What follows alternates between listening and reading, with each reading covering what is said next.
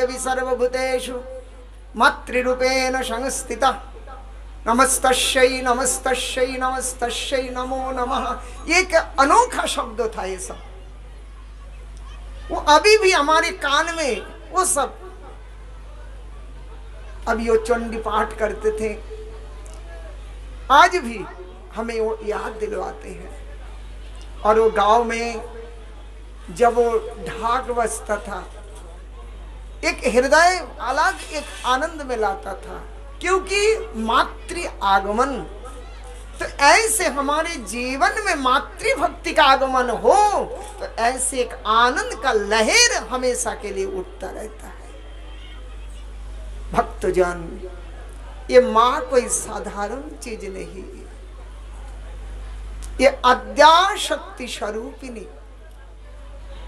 ध्यान से सुनना, दो शब्दों, श्रीमद् भागवत सभी शास्त्रों का निचोड़ है। इन भागवत जी में कहा, धर्मशानुष्ठित पुंसम, धर्मशानुष्ठित पुंसम विश्वक्षेन कथाशुयं न उत्पादयत यदि रतिम श्रम एव हि केवलम। सभी धर्म आचरण का एक ही लाभ है, भगवत चरणों में भक्ति। अगर हमने बहुत कुछ किया और भक्ति नहीं हुई तो ये हमारे किए हुए ये सब श्रम के खत्ते में जाएगा, ये श्रम हुआ। परंतु भक्ति जो है ये मां भगवती की कृपा के बिना भक्ति नहीं होती। मां भगवती ये दो रूप में इसी सृष्टि आप देख रहे हैं, भागवत जी में वर्णन है। ये सृष्टि का कारण कहां से? ईश्वर परम कृष्ण सच्चिदानंद विग्रह अनादिरादि गोविंद सर्व कारण कारणम, वही आनंद स्वरूप आनंदम ब्रह्म रसमय ब्रह्म जो भगवान श्री कृष्ण, ये अनादिरादि गोविंद सर्व कारणों के कारण, इनका प्रथम पुरुष अवतार कारणोपदिशाई महाविष्णु।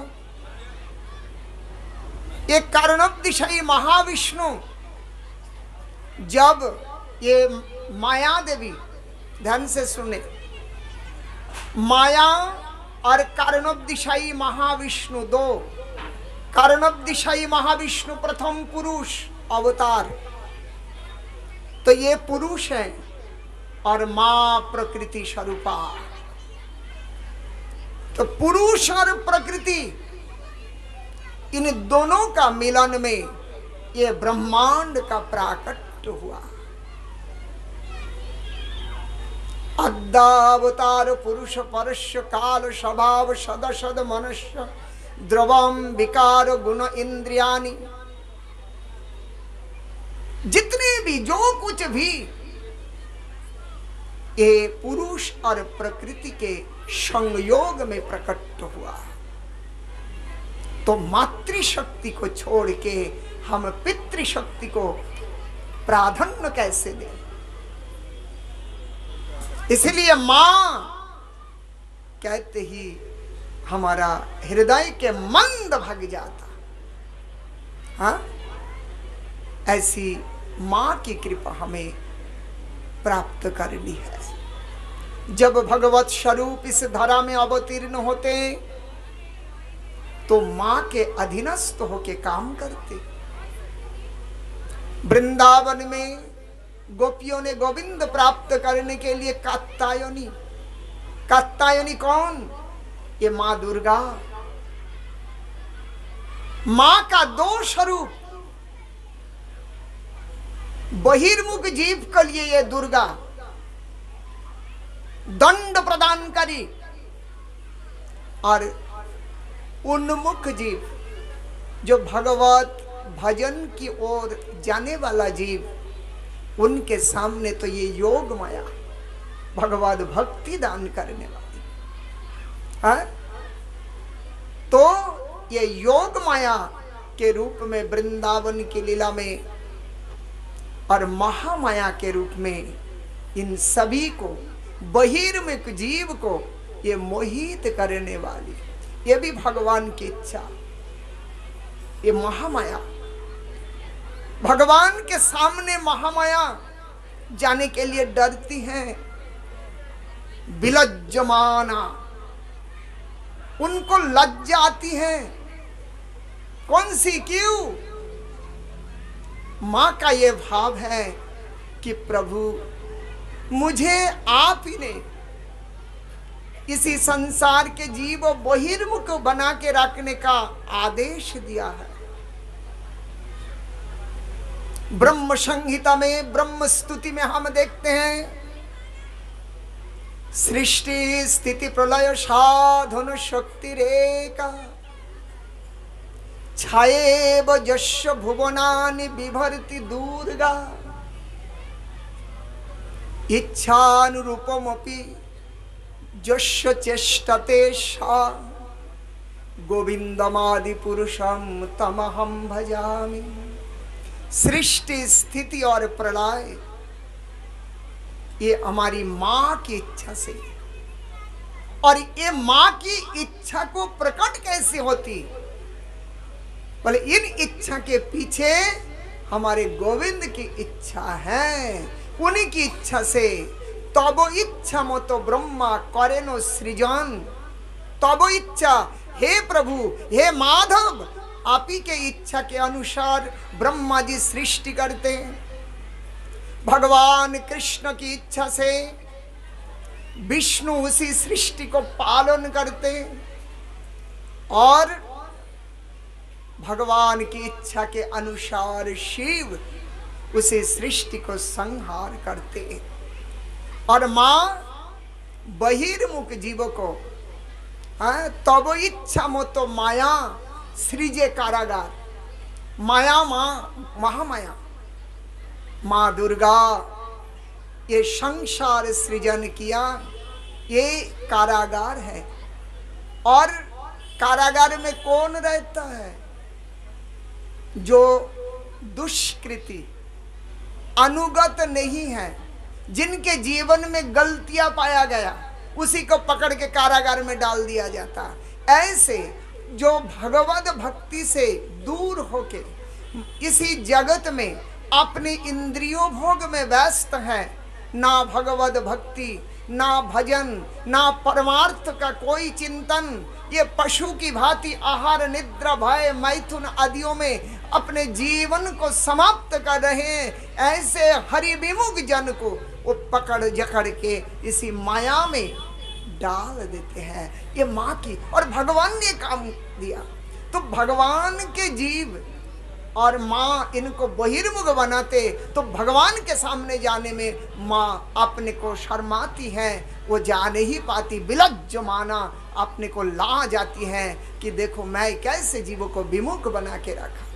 परंतु उसी जीव अगर माँ के चरण में कातर प्रार्थना करे तो माँ की करुणा का कोई सीमा नहीं। ओ माँ तब माधव के पास पहुंचा देती है, उसको मोक्ष का मार्ग दिखा देते हैं कि जाओ इसी मार्ग में ही आपका मोक्ष प्राप्त होना है। मैं आपको मुक्ति नहीं दे सकती, लेकिन मुक्ति का मार्ग मैं बताती हूँ, जाओ गोविंद का भजन करो। तो माँ ने कृपा करके वो गोविंद भजन में, और भजन गोविंद का किया तो उनका क्या बोला भगवद गीता में आइए, वहां भगवान ने कहा अर्जुन ये माँ, ये माया, ये मेरी दासी है, ममो माया, ये मेरा ही है। दो शक्ति भगवान की, अंतरंगा शक्ति बहिरंगा शक्ति। अंतरंगा शक्ति में राधिका स्वरूप है, और उन्हीं राधिका स्वरूप की छाया शक्ति स्वरूपा बहिरंगा ये देवी माँ रूपे इस संसार में प्रकट है। ये मातृ रूपा, ये छाया है और वो काया है, योग माया। हाँ जी, महामाया और योग माया में अंतर। वो तो है ही। योग माया महामाया जो भगवान की लीला में काम करते वो योग माया, जो बहिर्मुख में काम करती है वो महामाया। महामाया का जो स्वरूप है वो भगवत। हमें मातृ कृपा आराधना हमें भक्ति के लिए होनी चाहिए, और वो भक्ति हमें गोविंद के चरण में, इन सब हैं ये हमें भगवान के चरणों में ले जाने का विविध विविध उपाय हैं। इन्हीं के माध्यम से हम भगवत भक्ति को प्रकट करेंगे। इसीलिए वो श्लोक मैंने भागवत जी का प्रकट किया, धर्म सानुष्ठित पुंसाम। अपने कुछ भी करे, चाहे काली पूजा करे, दुर्गा पूजा करे, गणेश पूजा करे, कोई भी कुछ अच्छे काम करे, लेकिन इन सभी का प्राप्त क्या है? जैसे आप लोगों ने विविध प्रकार के कर्म करते हैं, एक जैसा कर्म सब लोग नहीं करते, लेकिन अंत में हमें पैसा मिलना है। कुछ करे, हमें कभी नहीं पूछा भाई पैसा किस काम से आपने कमाता है, कमा के हमें दे रहा है, लेकिन जो भी कुछ करे हाथ में क्या आता है? पैसा आता है। उसी प्रकार कुछ भी करे आपके पास भक्ति आनी चाहिए, और तब भक्ति हमारे पास आए। तो अगर भक्ति नहीं हुई तो आपने जो किया है व्यर्थ गया कि नहीं? इसीलिए धर्मशानुष्ठित पुंसम विश्वक्षेन कथाशुय न उत्पादयत यदि रतिम श्रम एव ही केवलम। अगर रति उत्पन्न, भक्ति उत्पन्न नहीं हुई तो ये श्रम के रूप में माना जाता है। इसलिए आज से हमारे वंगवासी माताएं, भाइयों बहनों सभी खूब आदर के साथ माँ की आराधना करें। लेकिन एक निवेदन, आजकल तामसिक आराधना ज़्यादा हो रहा है। ये हमेशा के लिए हमारे पूजा कमेटी वालों को भी प्रार्थना करूँगा कि तामसिक आराधना एक गलत है। हमें स्वात्विक भाव में माँ की आराधना करनी है। माँ की कृपा प्राप्त करने का ये तरीका है। बाहरी आडंबर से हमें उतना लाभ नहीं जितना माँ के सात्विक आराधना से प्राप्त होता है। हमारे उद्देश्य तो वही है कि माँ की कृपा पाना। तो पाने के लिए हमें थोड़ा सा आपको गलतियों की ओर भी ध्यान देना है। आगे हमारे कमेटी की ओर से कहा गया